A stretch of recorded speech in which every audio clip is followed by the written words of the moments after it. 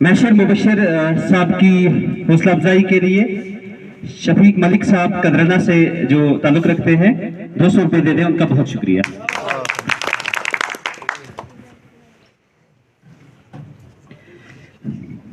محفل مشاعرہ میں جتنے بھی آئے ہوئے مہمانان گرامی اور میری قوم کے نوجوان ساتھیوں، السلام علیکم ورحمۃ اللہ وبرکاتہ۔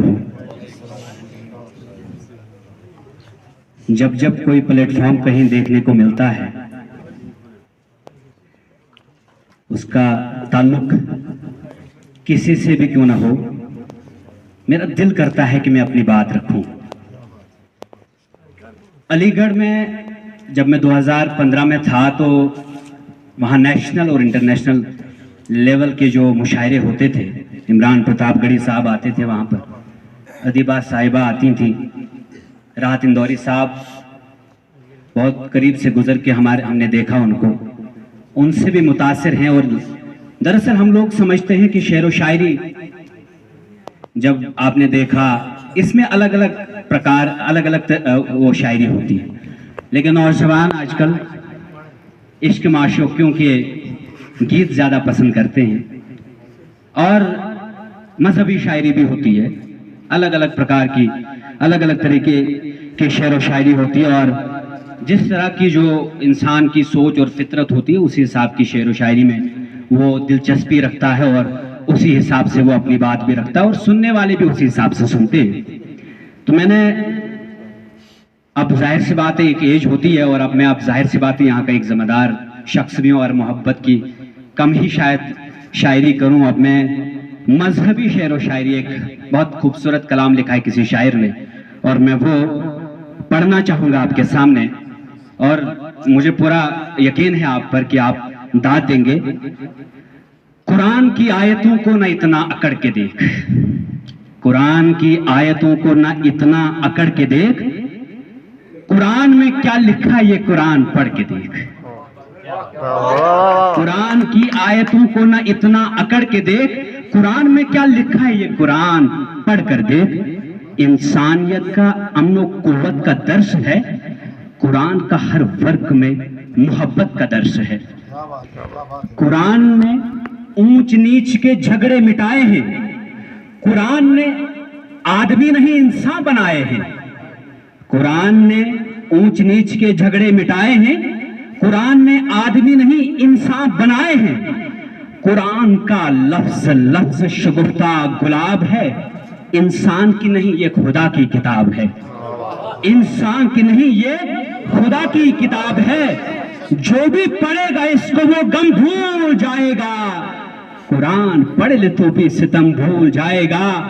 قرآن میں تو ظلم مٹانے کا درس ہے، مظلوم کو گلے سے لگانے کا درس ہے۔ یہ بہت گہرائیوں میں جاؤ، اور اس پیغام کو اپنے اندر سمیٹنا ہے۔ شاعر کا ایک مقصد کیا ہوتا ہے؟ شاعر کا منورنجن بھی ہوتا ہے، لیکن اس کا انداز ایسا ہوتا ہے کہ وہ اپنے ہی انداز میں، وہ ترنم میں بھی کبھی گا کر آپ کو اپنی طرف کھینچ لے آتا ہے، تاکہ اس میسج جو وہ میسج دینا چاہتا ہے اس کو سمجھ کر آپ اپنی زندگی میں سمیٹیں۔ مقصد یہی ہوتا ہے۔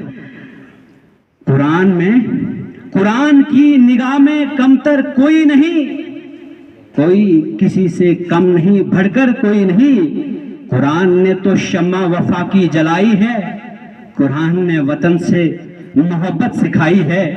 یہ قرآن کی آیتوں کو اور سب مشورے کلام الہی کے نیک ہیں۔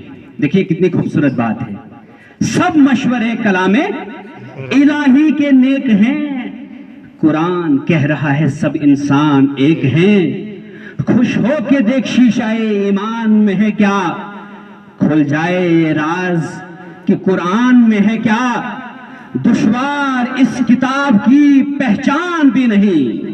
اب دیکھیں کتنی خوبصورت بات ہے، دشوار اس کتاب کی پہچان بھی نہیں، لیکن سبھی کے واسطے آسان بھی نہیں۔ کیا بات ہے سر؟ دشوار اس کتاب کی پہچان بھی نہیں، لیکن سبھی کے واسطے آسان بھی نہیں۔ समझेगा वो जो इसको पढ़ेगा पढ़ाएगा, समझेगा वो इसको जो पढ़ेगा पढ़ाएगा।